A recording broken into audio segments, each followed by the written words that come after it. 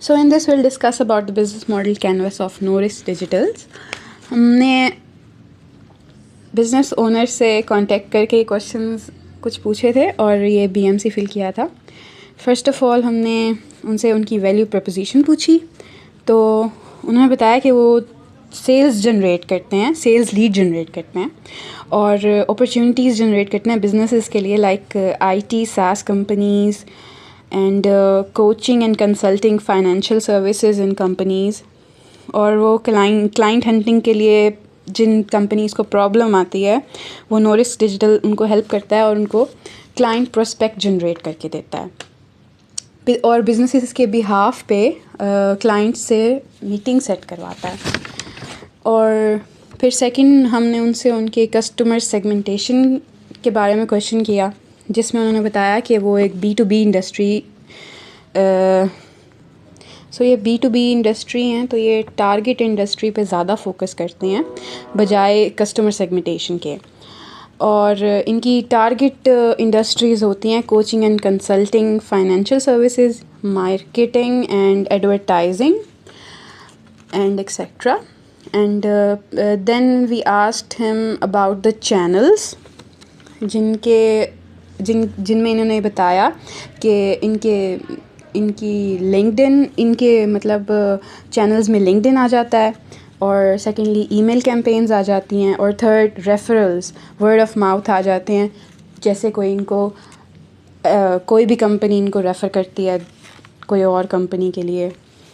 Then fourth one is customer relationship. So इसमें वो ये मेक श्योर करते हैं कि जो कस्टमर्स की रिटर्न ऑफ इन्वेस्टमेंट है वो मैक्सिमम ही मिले उनको. और वो बेसिकली वीकली जूम मीटिंग्स भी अरेंज करते हैं अपने कस्टमर्स की फ़ीडबैक हासिल करने के लिए. और थर्डली वो डेली, वीकली या मंथली रिपोर्ट्स भी सेंड करते हैं ताकि उनको अपनी प्रोग्रेस का ट्रैक रह सके. देन फिफ्थ वन इज़ की एक्टिविटीज़ में कुछ एक्टिविटीज़ आ जाती हैं जिसमें से इंटरनल मार्केटिंग हो गई, बिज़नेस डेवलपमेंट हो गई, सेल्स डेवलपमेंट हो गई, एंड दे जनरेट लीड्स जैसे पहले भी बताया उन्होंने. और वो कस्टमर सपोर्ट भी हैंडल करते हैं, एंड ये सब उनकी एक्टिविटीज़ हो गई. सिक्स्थ वन उन्होंने हमें बताया कि उनकी रिसोर्सेज क्या क्या हैं.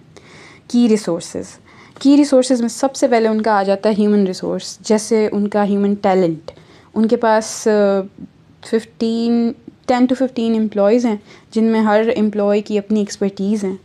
सो ये ह्यूमन रिसोर्स में आ जाएगा. नेक्स्ट है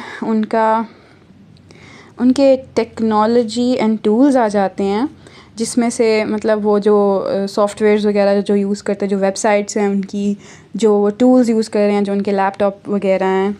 and third one is financial resources, जिसमें उनकी इन्वेस्टमेंट एंड फंडिंग वगैरह आ जाती है. फिर उनकी इंफ्रास्ट्रक्चर, उनकी बिल्डिंग्स एक्सेट्रा, और इंटेलेक्चुअल प्रॉपर्टीज़ जिसमें उनके लाइसेंस वगैरह आ जाते हैं. नेक्स्ट उनकी की पार्टनरशिप आ जाती है. तो उधर उन्होंने हमें बताया कि वो दो चीज़ों से कोलैबोरेट कर रहे हैं. First one is Mailchimp basically एक प्लेटफॉर्म है जिधर बिजनेसेस अपने लिए ईमेल कैंपेन्स जनरेट कर सकते हैं. They allow businesses to generate email campaigns for their promotions, for their innovations, for their informations. उनके टारगेट कस्टमर्स को वो ईमेल भेजते हैं, मतलब उनकी कैंपेन्स होती हैं.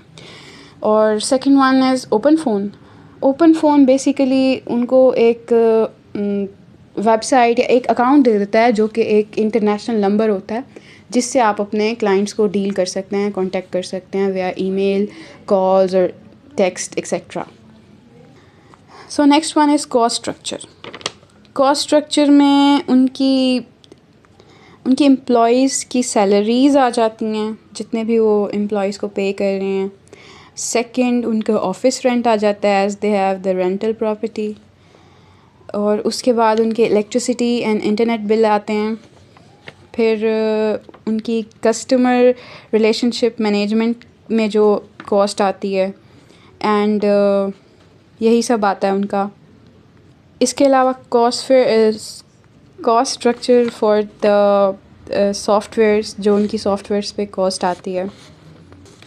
लास्टली हमने उनसे रेवेन्यू स्ट्रीम का पूछा था, तो उन्होंने हमें बताया कि वो लोग direct services and consultation provide करते हैं, अपनी सेल करते हैं। एंड